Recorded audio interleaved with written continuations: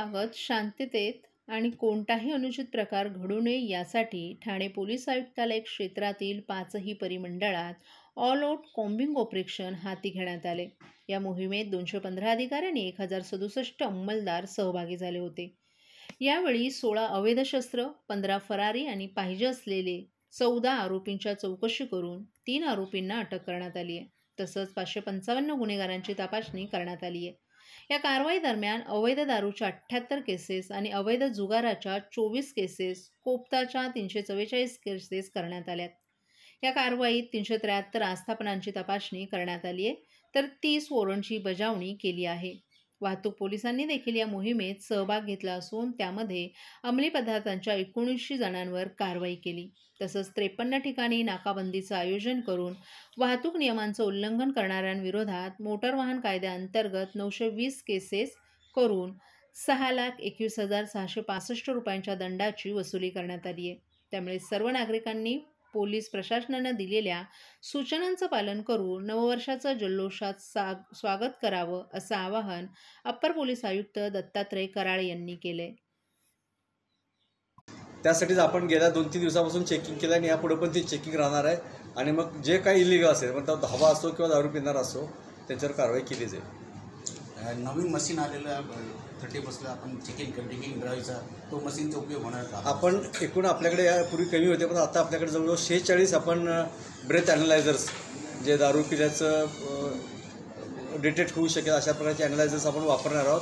एकूण 53 ठिकाणी नाकाबंदी करणार आहोत आणि जिथं शक्य आहे त्या ठिकाणी ब्रेथ ॲनालायझर्स आपण ठेवून आपण तशी सरप्राईज चेकिंग पण करणार आहोत। सर, एक प्रश्न होता की DND मध्ये जर पकडलं तर नागरिकांवरती काय कारवाई होऊ शकेल हे नागरिकांना कळावं म्हणून त्यांना फक्त तुम्ही सांगावं। त्यांना किमान 5,000 रुपयाचा दंड आहे, त्याशिवाय इतर MVACची कलम जी असतील ती लागू होतील। गेल्या वर्षी ड्रंक अँड ड्राईव्ह कारवाईमध्ये अख्ख्या महाराष्ट्रामध्ये विशेष करून ठाणे हद्दीमध्ये एका चालकाला 7 दिवसाचा तुरुंगवास आणि सहप्रवासाला दंड झाला होता। तर त्याच्याबद्दल काय थोडी माहिती आणि साधारणपणे आत्ता पुढे त्यांनी सांगितलं त्याप्रमाणे की किती कठोर कारवाई तुम्ही करणार आहे जेणेकरून रंगमंच। ठाणेकर मालमत्ता करदात्यांसाठी करातील व्याज माफी अभय योजना 31 डिसेंबर 2023 पर्यंत मालमत्ता करावरील 100% व्याज माफ। तसेच 1 जानेवारी ते 15 जानेवारी 2024 या कालावधीमध्ये मालमत्ता करावरील 75% व्याज माफ। त्याचप्रमाणे 16 जानेवारी ते 31 जानेवारी 2024 या कालावधीमध्ये मालमत्ता करावरील 50% व्याज माफ। तरी सदर व्याज माफीच्या अभय योजनेचा ठाणेकर करदात्यांनी लाभ घ्यावा। महानगरपालिकेच्या कोणत्याही संकलन केंद्रावर कर भरण्याची सोय आहे। ATM, डेबिट, क्रेडिट कार्डद्वारे कर भरण्याची सुविधा उपलब्ध करून देण्यात आली आहे। सोमवार ते शनिवार या दरम्यान सकाळी 10:30 ते सायंकाळी 5 वाजेपर्यंत संकलन केंद्राची वेळ असून करदात्यांच्या सोयीसाठी रविवारी संकलन केंद्र सकाळी 10:30 ते दुपारी 1:30 वाजेपर्यंत सुरू ठेवण्यात येत आहेत।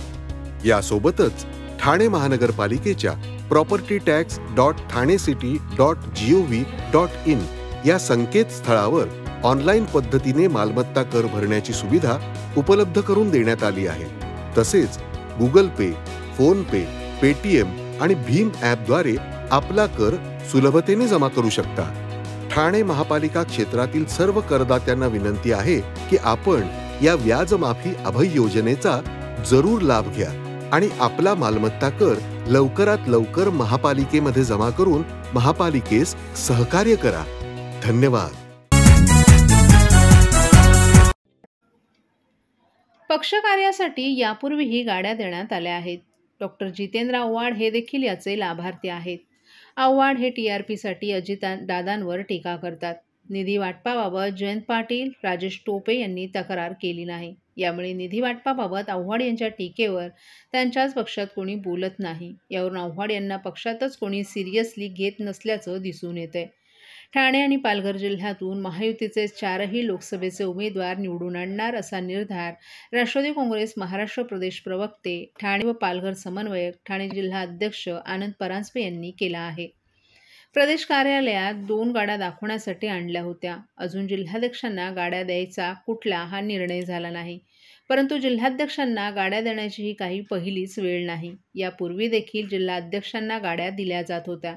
2008-9 या वर्षात देखील महाराष्ट्रातील तमाम जिल्हाध्यक्षांना स्कॉर्पिओच्या गाड्या देण्यात आल्या होत्या. खास करून ग्रामीण भागातील हे जिल्हाध्यक्ष येतात, त्यांना जिल्हा फिरताना पुरेशी ट्रान्सपोर्टची साधनं नसतात आणि म्हणून पक्षकार्य करण्यासाठी ती गाडी पक्षाकडूनच त्यांना दिली जाते.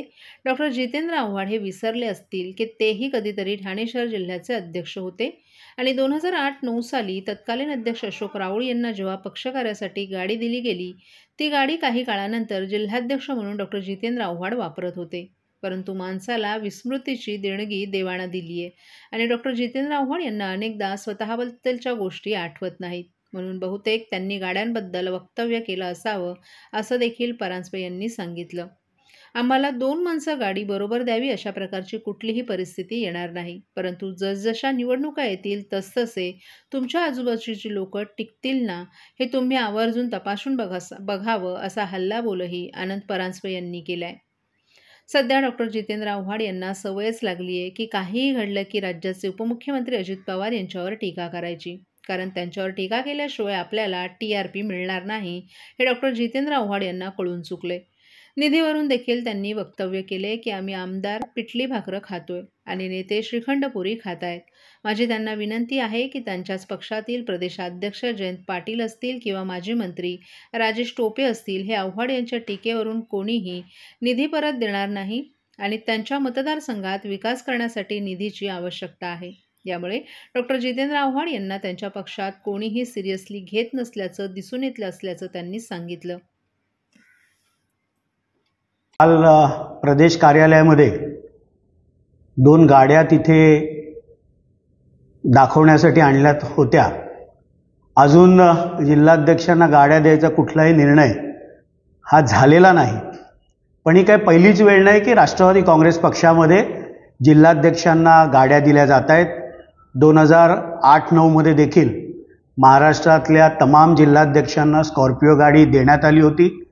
खास करून ग्रामीण भागातले जे जिल्हाध्यक्ष येतात यांना जिल्हा फिरत असताना तिथे पुरेशी ट्रान्सपोर्टेशनची साधनं नसतात आणि म्हणून पक्ष कार्यासाठी ती गाडी दिली जाते. डॉक्टर जितेंद्र आव्हाड बहुतेक विसरले असतील की तेही कधी ठाणे शहर जिल्ह्याचे अध्यक्ष होते आणि 2008-9ला तत्कालीन अध्यक्ष अशोक राऊळांना जेव्हा ती गाडी मिळाली ती नंतर काही काळासाठी डॉक्टर जितेंद्र आव्हाड देखील जिल्हाध्यक्ष म्हणून वापरत होते. पण माणसाला विस्मृती ही देणगी देवानी दिली आहे आणि त्यांना अनेकदा स्वतःबद्दलच्या गोष्टी आठवत नाहीत. म्हणून बहुतेक त्यांनी काल ते वक्तव्य केलं असेल. अजून जिल्हाध्यक्षांना कुठली गाडी मिळणार आहे, कधी मिळणार आहे याबाबतचा कुठलाही निर्णय झालेला नाही. पण गाड्या ह्यापूर्वी देखील जिल्हाध्यक्षांना पक्षातर्फे पक्ष प्रचारासाठी जिल्ह्यामध्ये पक्षाचा प्रचार प्रसार करण्यासाठी याही पूर्वी देण्यात आलेल्या आहेत. पुढे जाऊन ते हे देखील म्हणाले की एक ड्रायव्हर द्या, 2 बरोबर लोक द्या की ऐन निवडणुकीच्या तोंडावर जिल्हाध्यक्ष कुठे पळणार नाहीत, आमदार कुठे पळणार नाहीत, असं काहीही घडणार नाही. ठाण्यातले पदाधिकारी तर तुमच्या डोळ्यात डोळे घालून तुमच्या देखत आम्ही सगळेजण अजितदादांबरोबर गेलो. आम्ही कोणीही घाबरलो नाही. तुमचा स्वीय सहाय्यक गेला, तुमच्या कार्यालयामध्ये अनेक वर्ष काम करणारा तुमचा सहकारी गेला. त्यामुळे आम्हाला कोणालाही घाबरून कुठे जायची, निवडणुका आल्यात म्हणून जायची गरज नाही. आम्ही अजित पवार साहेबांचे निष्ठावान आहोत. आम्हाला 2 माणसं गाडीबरोबर द्यावी अशा प्रकारची कुठलीही परिस्थिती येणार नाही. पण जसजशा निवडणुका येतील तेव्हा तुमच्या आजूबाजूचे लोक टिकलेत ना हे मात्र त्यांनी तपासून बघावं. TJSB सौर शक्ती कर्ज गो ग्रीन, करा वीज बिलावर बचत. आकर्षक व्याजदर, 84 महिने परतफेड कालावधी, 80% लोन, व्यावसायिक आणि उद्योजकांकरता सुद्धा. अधिक माहितीसाठी तुमच्या जवळच्या शाखेला भेट द्या किंवा संपर्क साधा. 1800-223-466 आणि 1800-266-3466.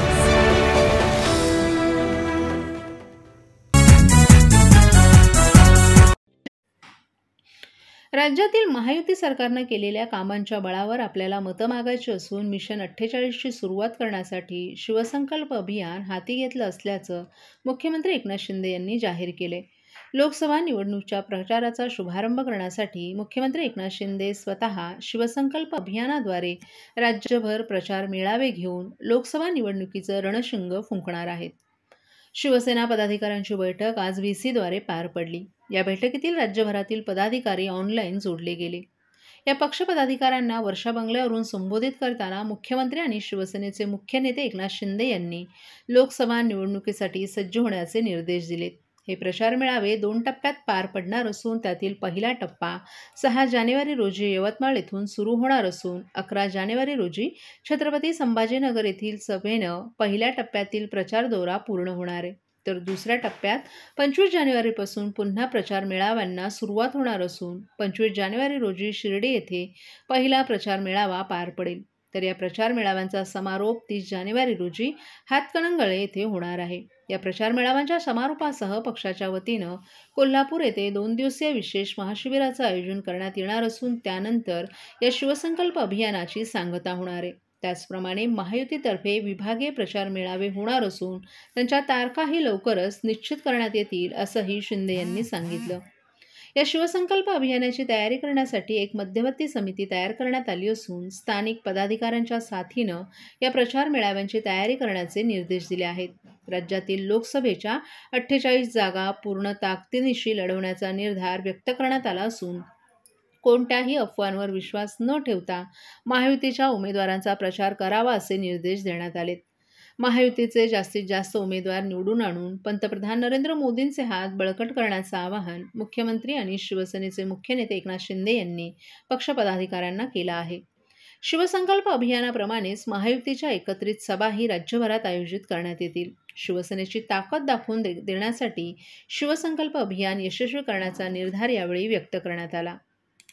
राज्यातील वातावरण सध्या महायुतीतील सकारात्मक असून प्रत्यक्ष फील्डवर उतरून काम करणारं सरकार अशी आपल्या सरकारची जनमानसात ओळख आहे. त्यामुळे सरकारनं केलेली चांगली कामं लोकांपर्यंत पोहोचवून आपल्याला मतं मागायची असल्याचं शिंदे यांनी या बैठकीत सांगितलं. शासन आपल्या दारीच्या माध्यमातून आत्तापर्यंत 2,74,00,000 लोकांना प्रत्यक्ष लाभ मिळवून देण्यात आले आहेत. एसटीमध्ये महिलांना 50% सवलत दिली आहे. महात्मा फुले आरोग्यदायी योजनेची मर्यादा 1.5 लाखांवरून 5 लाखांपर्यंत वाढवण्यात आली आहे. शेतकऱ्यांच्या बाबत 1 रुपयात पीक विमा काढून त्यातील 2,500 कोटींचं अग्रिम वाटप करण्यात आले. केंद्र सरकारकडून 6,000 आणि राज्य सरकारकडून 6,000 असे 12,000 शेतकऱ्यांना देण्याचा निर्णय घेण्यात आला आहे. राज्यात 65 सिंचन प्रकल्पांना सुप्रमा देण्याचा निर्णय घेतला आहे. आगामी काळात आरोग्य आपल्या दारी, महिला बचत गट सक्षमीकरण अभियान, सरपंच आणि ग्रामदूत अभियान राबवण्यात येणार असल्याचं सांगण्यात आले. मुंबईत राबवण्यात येत असलेले संपूर्ण स्वच्छता अभियान आगामी काळात राज्यभर राबवण्यात येणार आहे. राज्य सरकारचे हे निर्णय सर्वसामान्य लोकांपर्यंत पोहोचावेत यासाठी LED व्हॅनच्या माध्यमातून प्रत्येक गावागावात फिरवून सरकारच्या कामाबद्दल सकारात्मक वातावरण निर्मिती करण्यात येणार असल्याचंही एकनाथ शिंदे यांनी यावेळी सांगितलं.